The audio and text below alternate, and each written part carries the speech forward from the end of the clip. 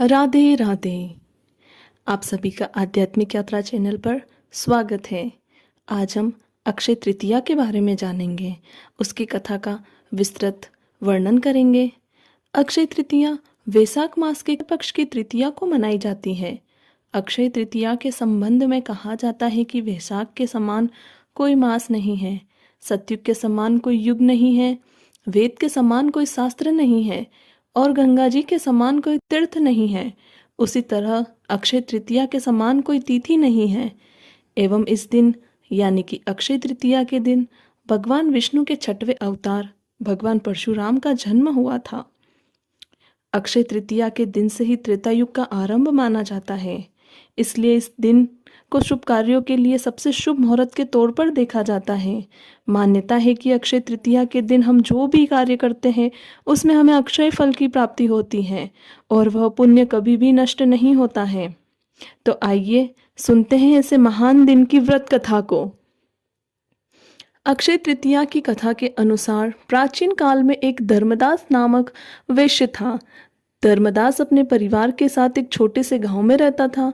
वह बहुत ही गरीब था। वह हमेशा अपने परिवार के भरण पोषण के लिए चिंतित रहता था। उसके परिवार में कई सदस्य थे। धर्मदास बहुत धार्मिक प्रवृत्ति का व्यक्ति था।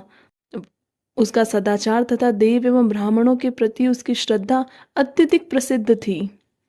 अक्षय तृतीया व्रत के महात्म्य को सुनने के पश्चात उसने अक्षय तृतीया पर्व के आने पर सुबह जल्दी उठकर गंगा में स्नान करके विधि पूर्वक देवी देवताओं की पूजा की। व्रत के दिन सामर्थ्य अनुसार जल से भरे घड़े, पंखे, जौ, सत्तू, चावल, नमक, गेहूं, गुड़, घी, दही, सोना तथा वस्त्र आदि वस्तुएं भगवान के चरणों में रखकर ब्राह्मणों को अर्पित की। यह सब दान देकर धर्मदास के परिवार वाले तथा उसकी पत्नी ने उसे रोकने की कोशिश की। उन्होंने कहा कि अगर धर्मदास इतना सब कुछ दान में दे दोगे तो उसके परिवार का पालन पोषण कैसे होगा। फिर भी धर्मदास अपने दान और पुण्य कर्म से कभी विचलित नहीं हुआ और उसने ब्राह्मणों को कई प्रकार का दान दिया। उसके जीवन में जब भी अक्षय तृतीया का पावन पर्व आया, प्रत्येक बार धर्मदास ने विधि से इस दिन पूजा एवं दान आदि कर्म किया।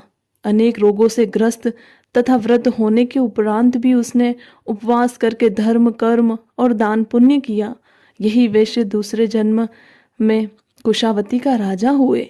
मान्यता है कि अक्षय तृतीया के दिन किए गए दान, पुण्य व पूजन के कारण वह अपने अगले जन्म में बहुत धनी एवं प्रतापी राजा बना।